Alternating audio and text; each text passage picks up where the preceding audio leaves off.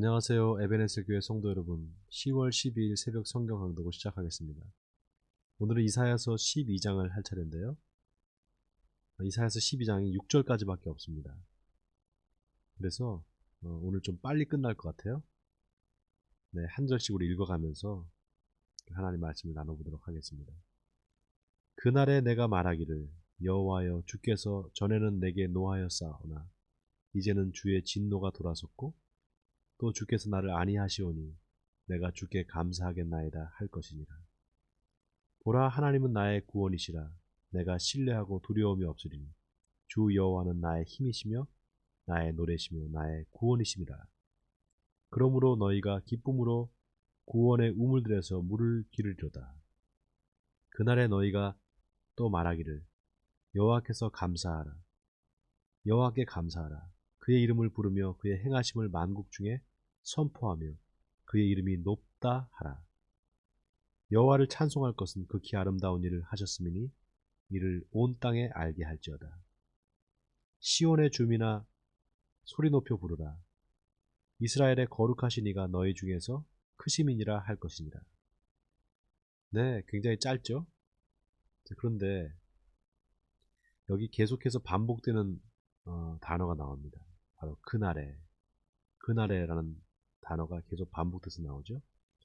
자, 이 그날이라는 게 뭘까요, 여러분? 바로 주님께서 오시는 날, 메시아가 오시는 날, 그날을 얘기하는 거죠. 여러분, 지난 시간에 우리가 11장을 볼 때 이사야 선지자가 이새의 줄기에서 한 싹이 나고 그 뿌리에서 한 가지가 나서 결실할 것이다. 그의 위에는 하나님의 영이 임할 것이고 그가 와서 세상을 공의로 다스릴 것이다. 바로 메시아가 올 것이다라는 것을 이제 예언하는 장면을 우리가 보았잖아요. 자, 그런데 그 메시아의 메시아의 오심이 사람들에게는 어떤 의미일까요? 하나님을 믿지 않는 사람들에게는 그게 심판을 의미하고요. 하나님을 믿고 또 하나님의 통치를 기대하는 사람들, 다시 말해서 하나님의 공의와 정의가 실현되기를 바라는 사람들한테는 그게 큰 기쁨이겠죠. 그래서 그날이라는 말에는 두 가지 양면적인 의미가 있습니다. 첫 번째는 심판이고요. 두 번째는 구원입니다. 바로 하나님의 자녀들에게는 구원받는 날이고 구원이 완성되는 날인 것이죠. 자, 오늘 이사야서 12장이 짧지만 그 내용을 아주 함축적으로 담아내고 있습니다. 여러분, 시편을 보면 시편에 찬송시라는 게 있어요. 근데 이사야서 12장이 마치 시편의 그 찬송시와 같은 그런 구조로 되어 있습니다. 하나님을 찬양하고 그 찬양하는 그 내용을 가지고 또 하나님께 영광을 돌리는 그런 구조로 이제 되어 있습니다. 여기 한 가지 우리가 좀 주목해서 봐야 될 것은 바로 5절인데요. 여호와를 찬송할 것은 극히 아름다운 일을 하셨으니 이를 온 땅에 알게 할지어다. 여러분, 이 말씀이 아주 의미심장합니다. 유대인들은 메시아가 올 건데 그 메시아는 자기 민족, 바로 유대인들, 하나님께서 선택하신 그 선민 이스라엘만을 위한 메시아라고 생각했습니다. 그런데 그렇지 않았죠. 여러분, 하나님께서 이스라엘 백성들을 선택하신 이유는 그들을 통해서 하나님의 사랑과 하나님의 공의를 만천하에 알리시기 위해서입니다. 하나님은 우리 모든 사람들을, 모든 인류를 사랑하셔요. 이스라엘 민족만 사랑하는 게 아니죠. 그거를 요한복음에서 요한은 뭐라고 말하느냐면 하나님께서 세상을 이처럼 사랑하사 독생자를 주셨으니 이는 저를 믿는 자마다 멸망하지 않고 영생을 얻게 하려 하심이라. 아주 놀라운 말씀을 전하고 있습니다. 바로 하나님께서 이 세상을 사랑하셨다는 거죠. 그러니까 이 세상이라고 할 때 그 세상은요, 하나님께서 창조한 모든 피조물들, 그리고 특별히 전 세대에 걸쳐서 모든 인류를 다 총괄하는 말입니다. 그렇기 때문에 하나님은 그 보편적인 당신의 사랑을 아주 구체적으로 이스라엘 민족을 선택하시고 그 선택하신 민족을 아주 구체적으로 인도하시는 것으로 하나님의 사랑을 보여주십니다. 바로 그 하나님의 사랑의 결정체가 누굽니까? 바로 예수 그리스도죠. 예수 그리스도가 십자가를 지고 돌아가셨다라는 그 사실 하나는 굉장히 중요한 의미를 갖습니다. 여러분의 자녀가 있는데 그 자녀를 어떤 한 사람, 타인을 위해서 그 자녀를 내어주고 희생시킬 수 있겠습니까? 정말 사랑하는 아들, 사랑하는 딸을 다른 사람을 위해서, 남을 위해서 그렇게 내어줄 수 있겠어요? 도저히 우리로서는 생각할 수 없는 일이죠. 근데 하나님은 자기 독생자 아들, 딱 하나밖에 없는 자기 독생자 아들을 바로 저와 여러분을 위해서, 우리를 위해서 내어주신 분입니다. 그렇기 때문에 하나님의 그 사랑은 이미 십자가에서 확증됐습니다. 이 사실을 우리가 만천하에 전해야 될 의무가 있습니다. 오늘 이사야 선지자가 말하는 것처럼 온 땅의 일을 알게 할지어다. 바로 하나님께서 저와 여러분을 선택하시고 자녀로 부르신 이유가 바로 여기 있습니다. 하나님의 사랑, 그 놀라운 하나님의 십자가의 사랑을 사람들에게 전하는 거죠. 제가 이스라엘 성지순례를 간 적이 있어요. 한 3년 전인가요? 네, 벌써 3년이 됐네요. 네, 3년 전인데, 아니네, 2년이네요. 2년 전인데, 이스라엘의 그 성지순례를 가는데요. 예루살렘에 갔을 때, 마가의 다락방을 가서 보게 됐어요. 마가의 다락방이 우리 교회만 해요. 우리 교회, 지금 우리 교회가 한 34평 정도 되는데요. 본당이.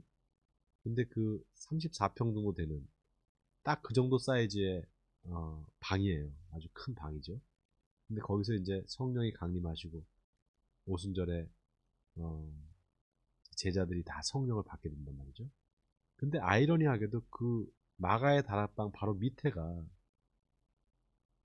그 다윗 왕의 가묘가 있어요. 다윗의 무덤이 있단 말이죠. 성경에 보면 다윗이 그 다윗성에 장사됐다라고 했거든요. 근데 다윗성이 어딘지를 우리가 찾을 수가 없어요. 그래서 이제 다윗성이 있을 만한 있었던 곳으로 추정되는 곳에 이제 유대인들이 다윗의 가묘를 써놓고 거기서 이제 참배를 하는 겁니다. 근데 놀라운 게 다윗의 그 관이 있단 말이에요. 다윗의 이제 그 관. 다윗의 관에 뭐라고 써 있는가 하면 히브리 말로 다비드 멜렉 이스라엘 하이 바카야 이렇게 써 있어요. 다비드 멜렉 이스라엘. 여러분 멜렉이라는 말이 왕이라는 뜻이잖아요. 다비드 멜렉 이스라엘. 그러면 이스라엘의 왕 다윗 뜻이죠. 하이 바카얌은 다시 일어날 것이다. 다시 살아날 것이다. 이런 뜻이거든요. 그러니까 이스라엘의 왕 다윗은 다시 부활할 것이다. 이런 뜻을 갖고 있는 거예요. 사람들이 그 앞에서 유대인들이 와서 그 큰 모자 있잖아요. 그 갓처럼 생긴 모자를 쓰고 여기 수염을 이렇게 길러가지고 앞에서 막 이제 기도를 하고 노래도 부르고 그래요. 정말 여러분 아이러니하지 않습니까? 이미 예수님께서 오셔서 십자가를 지고 인류의 모든 죄를 구원하시고 그리고 승천하셔서 이제 성령까지 보내주셨는데 유대인들은 아직도 메시아가 올 거를 기대하면서 메시아가 아직 안 왔다고 생각하는 거죠. 그렇게 기도하는 모습을 제가 보고 참 생각이 좀 깊었습니다. 여러분 이스라엘 민족이 하나님께 받은 사명이 있어요. 그거는 바로 예수 그리스도의 복음, 그 하나님의 사랑의 복음을 전하는 거였습니다.